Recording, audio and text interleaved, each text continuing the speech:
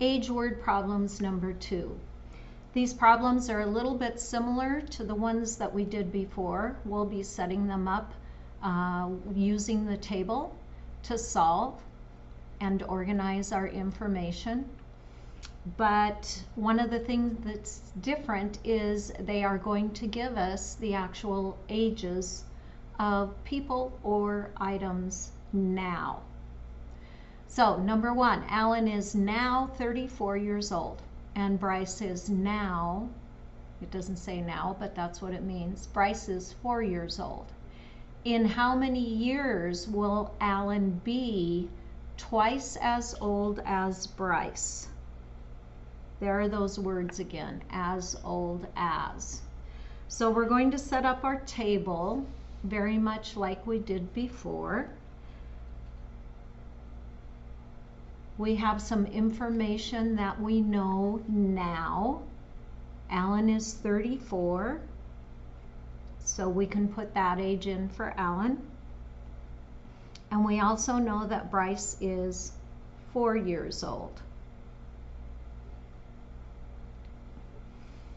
The question is asking, in how many years will Alan be twice as old as Bryce? Will be indicates a future event. So we're going to be jumping forward in time. But what we don't know is how many years forward we're going to be jumping. So over here, instead of putting a number that we are going to be jumping forward in time, we're going to put a variable. And because we're talking about years, I'm just going to use the variable y. You could use x, you could use anything you want. I'm going to choose to use y.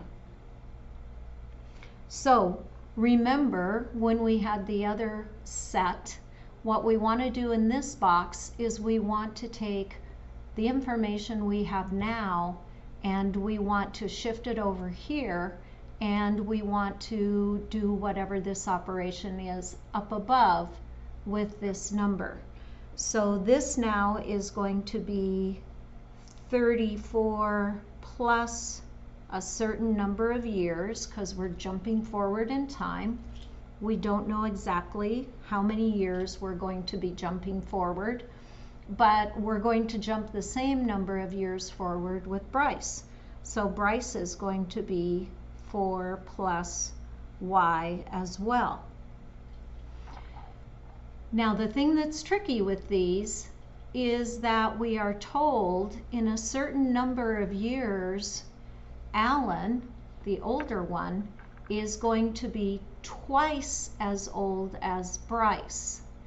So we can set these equal to each other if we multiply Bryce's age times 2. Because Alan is going to be twice whatever this age is. So we can multiply this age by 2. So I'm going to put 2 times 4 plus y right down here. And what I'm going to do is I'm going to set this equation equal to this equation, because Bryce is twice as old, or excuse me, Alan is twice as old as Bryce. So if I multiply Bryce's age by 2, I should get Alan's age. So all I have to do is set that equality up.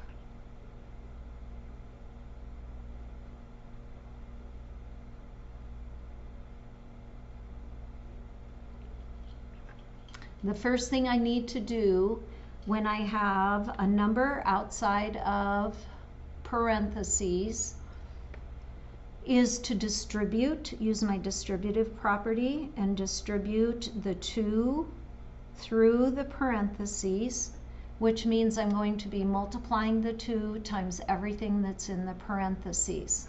So I'm going to leave the 34 plus y for right now, and I'm going to multiply 2 times 4, which is 8, and 2 times y, which is 2y.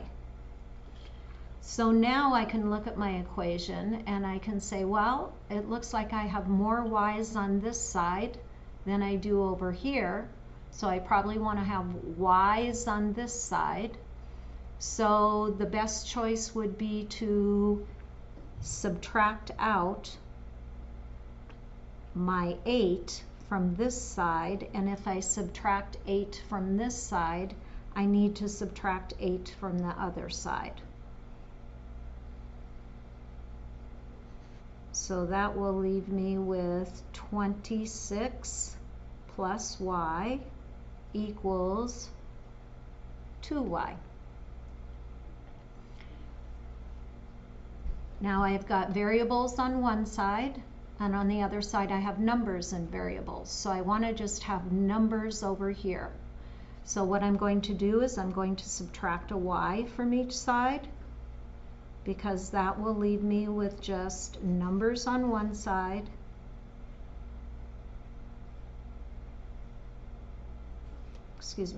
and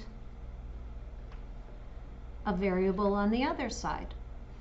So I found that y is equal to 26, and that would be 26 years. So what that means is that Alan is now 34. If I add 26 years for Alan, 34 plus 26 is going to give me, let's see, 60. And when I look at Bryce, Bryce is 4 years.